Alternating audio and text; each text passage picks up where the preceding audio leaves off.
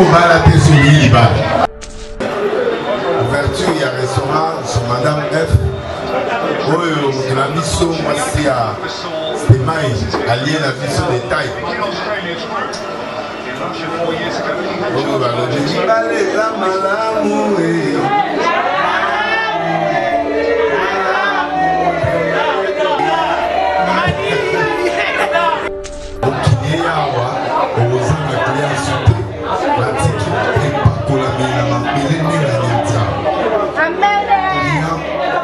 Client à qualité, client à niveau de place où il y a place la mission. On a tiré ma colonna et la CB. La tiki maman la séquence et la richesse d'amour au nom de Jésus. Merci. Bonne fête. Tout soutenir œuvre tout le monde dans la mission parce que les amis ça fait besoin cadre de mon et puis tout orné à mon nez tout salé à mot tout ça mon à disposition un grand public donc ils ont vraiment soutien à Bino pour que ma cabouille qui les vidéos Bana Guine Bana Dar es Salaam Bana Poto Bana Mokil Mobimba Site F Moko Afrique Info avec Franck Stemay qui Andankala Twende X-Bass Marandura Franck Stemay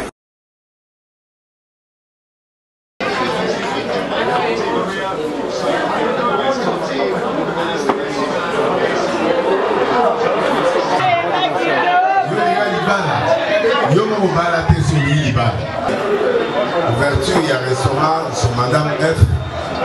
Oui, la mission, moi, c'est à Stemay, allié la mission des tailles.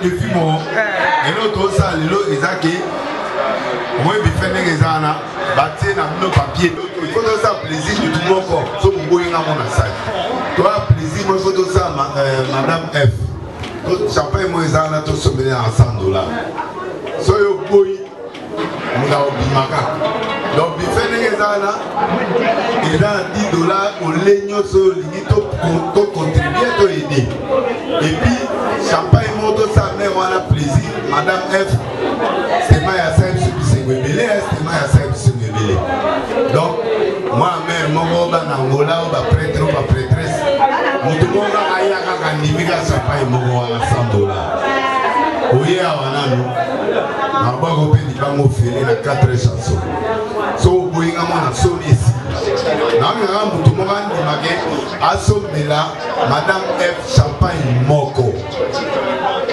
mutu moko kaka pomondelo na moni bato oyo naye baza bayaki pondela bavandi baotala boye Isaac global basi tosenga mutu moko asomela madame F okolo place oyo asomeli champagne moko na $100 côté rolia eza bango 10 motu nyonso fotimwa 10 na olakiso bato oyo invité banda tosenga bato nga makelele c'est-à-dire bao bavade na bango nani asoba nani asobi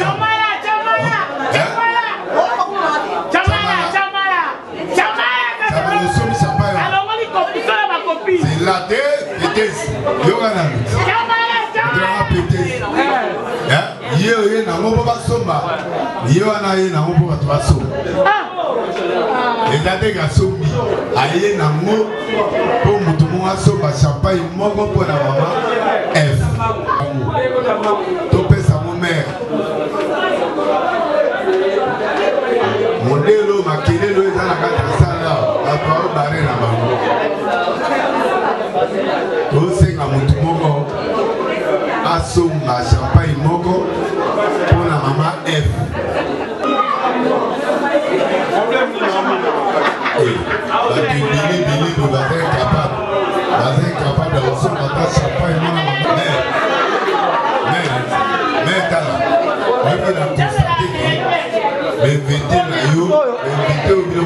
Bobenga. Ma commune a le logo. Le logo va comité. Maman sur la somme là. La somme là. Le mien a fait de moi vite à battre le vita vita tête. Le mien au Benga va tout la Benga Benga. Mère effet. Ça est amour.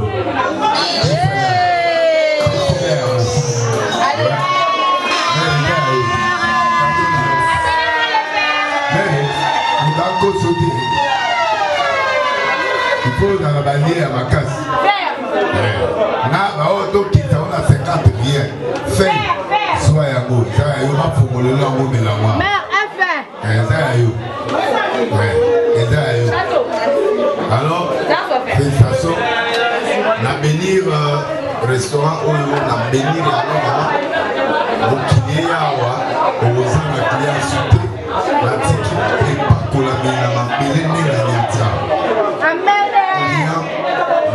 à qualité, ma client à niveau de place où il y a place la mission. On a tiré ma colonna et la CB. La tiki maman la semence et le chef au nom de Jésus. Merci. Bonne fête.